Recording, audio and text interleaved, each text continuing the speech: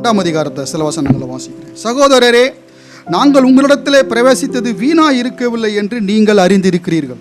ஒரு ஊழியக்காரன் ஒரு இடத்துக்கு ஊழியத்துக்கு போனான், அது வேஸ்ட் ஆகிடக்கூடாது, பிரயோஜனமாக இருக்கணுங்க. பவுல் செய்தி கொடுக்கும் போதெல்லாம் அது வீணா இருக்கவில்லை என்று சொல்கிறார். நான் உங்களிடத்திலே பிரவேசித்தது வீணா இருக்கவில்லை. என்ன அடையாளம் இருக்க வேண்டும்? பவுல் தன் லாபத்துக்காக வாழல, ஜனங்கள் லாபத்துக்காக வாழ்ந்தார். அவர் லாபங்களை கர்த்தர் பார்த்து கொண்டார்.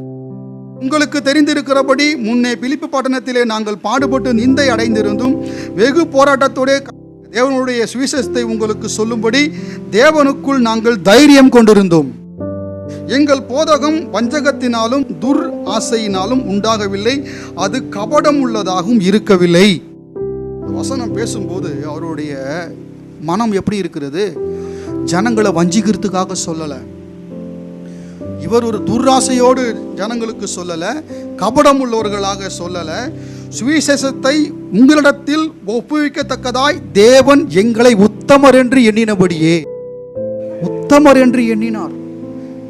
தேவன் என்னை உண்மையுள்ளவன் என்று எண்ணி இந்த ஊழியத்துக்கு ஏற்படுத்தினார்.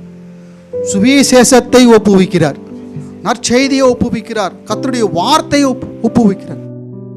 உத்தமர் என்று எண்ணினபடியே நாங்கள் மனுஷருக்கு அல்ல, எங்கள் இருதயங்களை சோதித்தறிகிற தேவனுக்கு பிரியம் உண்டாக நாங்கள் பேசுகிறோம். ஜனங்களுக்கு பிரியம் உண்டாகிறது எங்கள் விஷயம் கிடையாது. ஜனங்களுக்கு பிடிக்காம கூட இருக்கலாம் சில வேலைகள், அது அவங்க தேவைப்படாமல் இருக்கலாம். பிரசங்கெல்லாம் வேண்டாம் சார், 2 டான்ஸ் ஆடுங்க, ஜனங்க பார்த்துட்டு என்ன செய்வாங்க? கை தட்டிட்டு போயிடுவாங்க. ஒரு நாடகம் போடுங்க, கோமாளித்தனமாக எதனா பண்ணுங்க, பிரசங்கம் பண்ணாதீங்க. ஏன்? அப்பதான் ஜனங்களுக்கு பிடிக்கும். ஜனங்களுக்கு பிடித்ததை செய்ய பவுல் இல்லை, தேவனுக்கு பிடித்ததை செய்ய பவுல் இருக்கிறார். தேவனுக்கு பிரியம் உண்டாக பேசுகிறோம். எங்களுக்கு தெரிந்திருக்கிறபடி நாங்கள் ஒரு காலம் இச்சகமான வசனங்களை சொல்லவும் இல்லை, பொருளாசி உள்ளவர்களாக மாயம் பண்ணவும் இல்லை. தேவன் சாட்சி. ஒவ்வொரு ஊழியனும் ஒவ்வொரு ஊழியக்காரனும் இந்த வார்த்தையின்படி ஆவானானால் விசுவாசம் என்றைக்கோ பிரசித்தமாயிருக்குமே நம்ம இந்தியாவில்.